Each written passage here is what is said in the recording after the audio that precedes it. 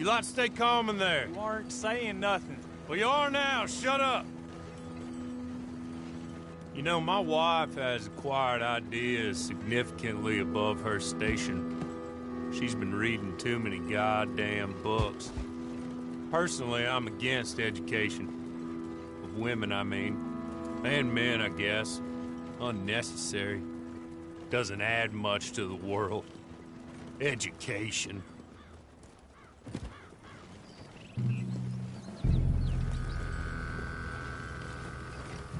Good day, gentlemen. Oh. Don't do anything stupid. Nobody gets shot. Act like fools, and the pair of you will be dead within a minute. Now, what are your names? Jenkins and Milliken. Well, Mr. Jenkins and Mr. Milliken, throw your guns to the ground and get on down here. That's it. Very glad to meet you. It's not worth being rash. You boys get paid a salary. You get that salary whether these people escape or not. Your wives presumably want you alive. Let them out. Now, please. Okay. Okay. You all run away. Aside from you. Try to stay out of trouble. This is a stroke of good fortune for all of you. Use it. Now, Mr. Jenkins and Mr. Milliken, be so kind as to quickly run away before somebody gets shot entirely unnecessarily. Go on, don't look back. Mr. Wendt, I believe it was $50 we agreed on. It was. Here's 50 each. Each? Yes. Now get out of here, both of you. My employer and I appreciate your professionalism. All we did was stand there and look tough. And you did it fantastically well. Good day, gentlemen. Now, sir, how about you pick up these guns and we move out? My mistress is waiting for us.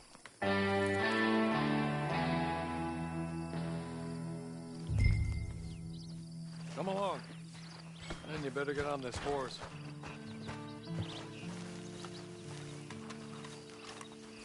It's not much of an animal, but we haven't got far to ride. Just get on the horse when you're good and ready, okay? Ready? Wonderful. I hope you'll forgive the secrecy. My employer particularly values discretion. My name is Mr. Horley, by the way. 6 months at Sisika Penitentiary, awaiting a hanging for a murder you did not commit. Must have felt a whole lot longer, my friend. You still seem strong, though. I mean, doesn't look like breaking all those rocks has left you entirely broken, in body or in spirit. I hope I am right about that. Rounding you folks up, and those sham trials, they were a disgrace. Made a mockery of the rule of law. Still can't quite believe they got away with it. There's others convicted when you were. Came out breathing fire. Maybe you're like that too. Guess we'll see. Or maybe you just want to put it all behind you, forget you were in there at all. That would be fine, of course. You're just up here. There's the camp. Hit your horse.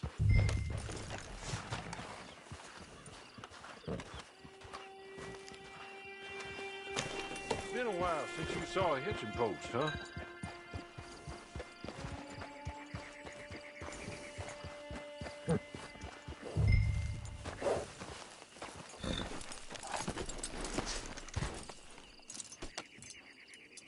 This way.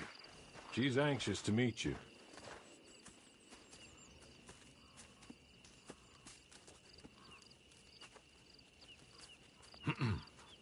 Madam, we're back. Hello.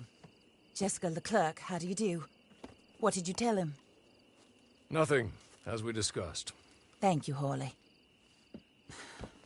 I do hope we haven't inconvenienced you dreadfully. But seeing as you were due to be hanged in a week, I'm sure you don't object too strongly. I know you're innocent. Well, not perhaps exactly innocent, but not guilty of what you were accused. I know you and those who were with you that died were little more than patsies, and that you were set up by one of 3 men or a woman, possibly by all of them. I can't be sure, but that is all I know so far. And one of these people also made Mrs. Leclerc a widow. And I will avenge my husband's death, so help me God. but I will not avenge it upon them who did not cause it, or caused it unwittingly. Anyway, I'm sure this is all a touch confusing and melodramatic. Where are my manners? Hawley, please show our guests to their tent and give them some fresh clothes to put on. Very good, madam. Then serve us both a little refreshment. Certainly, madam. This way. You'll find a change of clothes in there, alongside a few other items you might need, a lasso, a knife, and a lantern, I believe.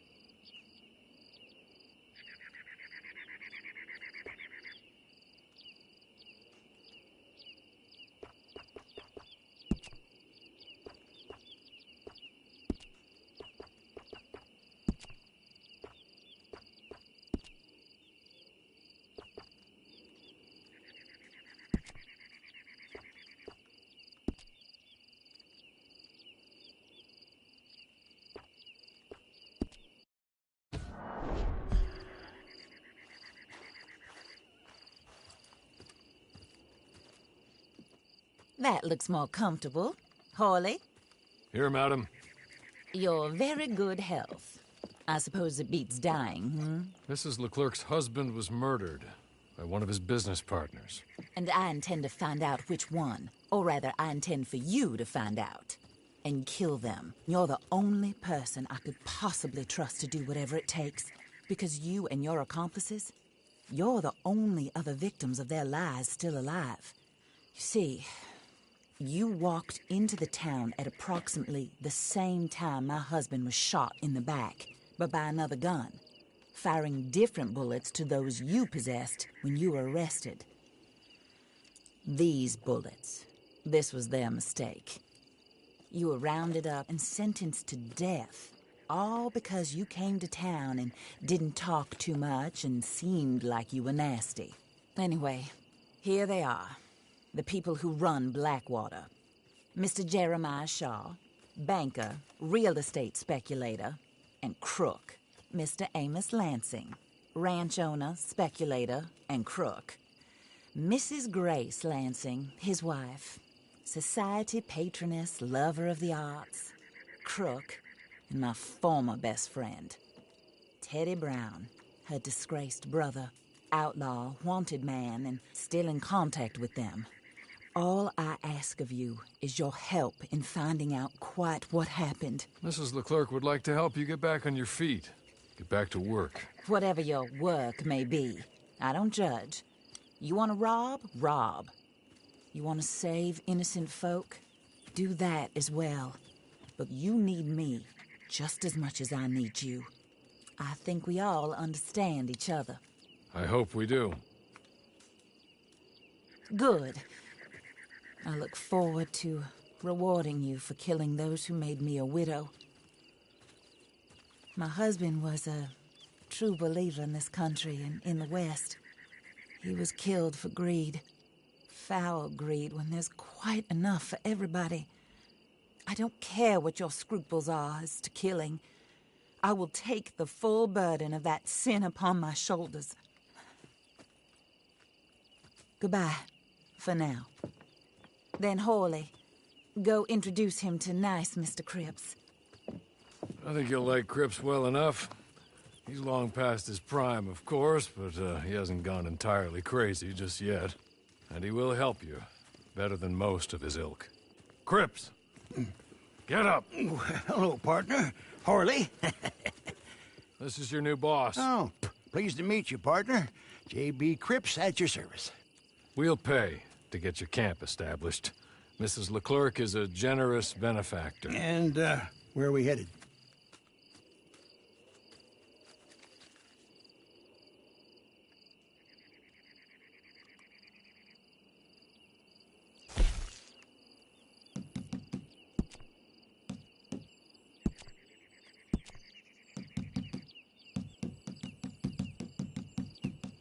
Oh, sir. While Cripps is establishing your camp, perhaps you can go to the station and see the clerk, then head to see Clay Davies. He's a horse thief and not a terribly nice one. Then meet Cripps back at your camp. See you shortly, boss. Good luck.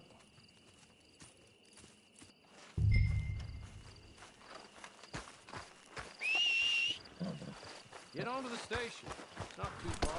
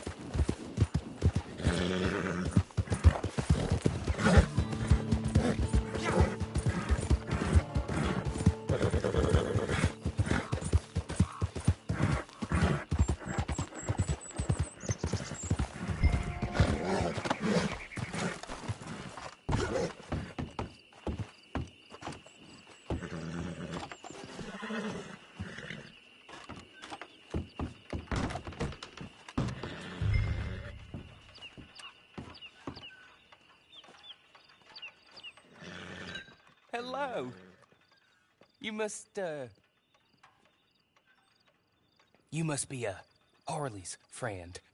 He's one of us. He said you also were a discouraged man. I'm very discouraged. Disappointed Alden, that's me. Anyway, it's a pleasure to make your acquaintance. I find your reticence charming. Real charming. By the way, I heard you might want to earn a little money.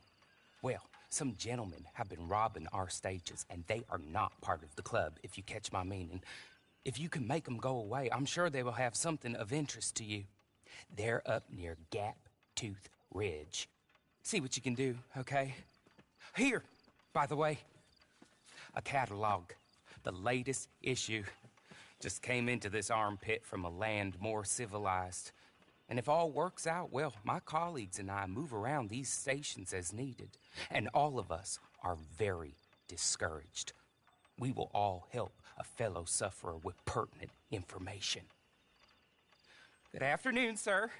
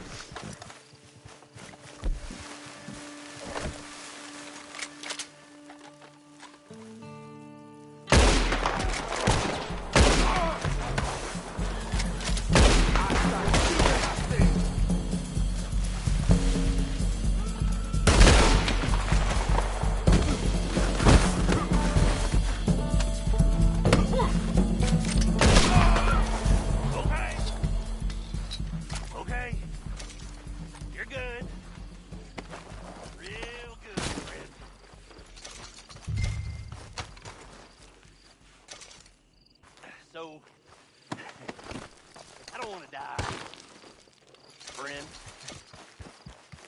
Here, take this. Map. Just be kind. Don't kill me, please.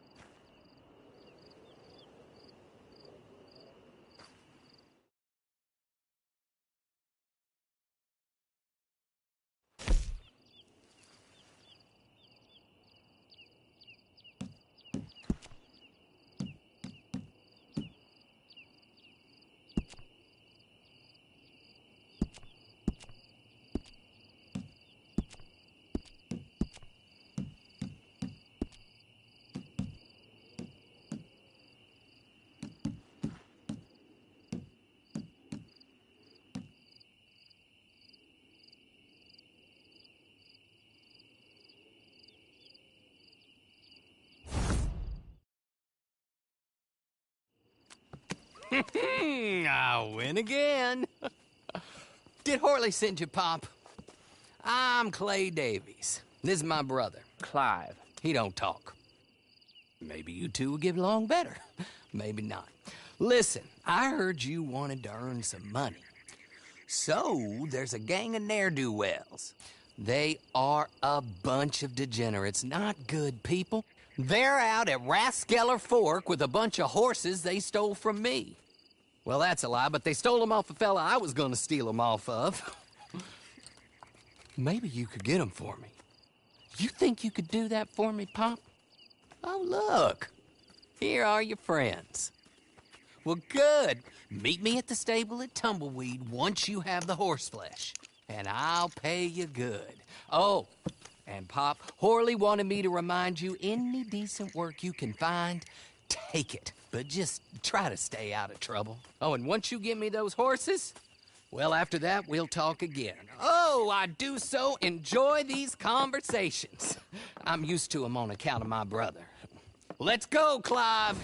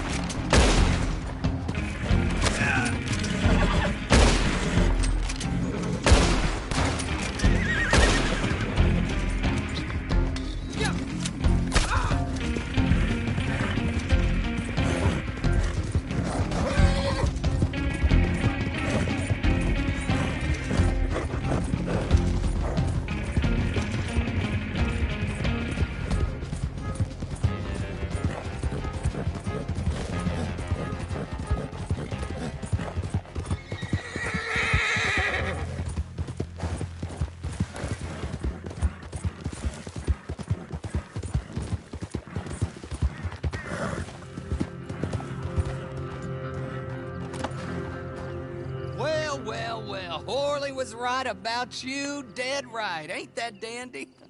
Get that horse hidden away, Clive, and ready to move out as soon as we can. All right. Here's the money you earned. Now listen, Horley came by and gave me a message. He said to go see your friend Cripps up at your camp. Now listen to me for a second. Any other decent horses you find, we'll buy them. Just as soon as we are set up, okay? Nice meeting you. You know what? Hold on, boy. I call him boy because I'm older. 30 minutes, he went black. Let's give our friend here back the horse. It's yours. A sign of faith and future business. If you want to buy any extras or sundries for the animal, head inside. They've got a lot available. See you soon. Come on, Clive.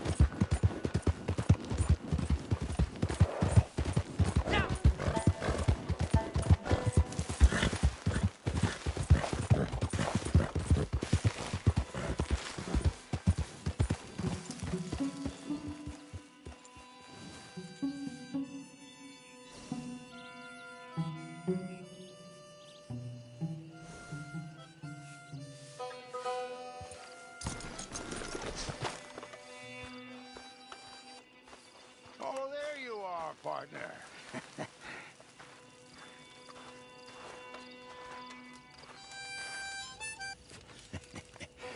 How do you get on with Clay Davies? Horrible little wretch, in my opinion. Pop this and pop that. I'd like to pop him, a slime bucket. Anyway, I've got everything set up. Well, what we have so far, place is pretty nice. I think you did a good job for you. I'll earn my keep.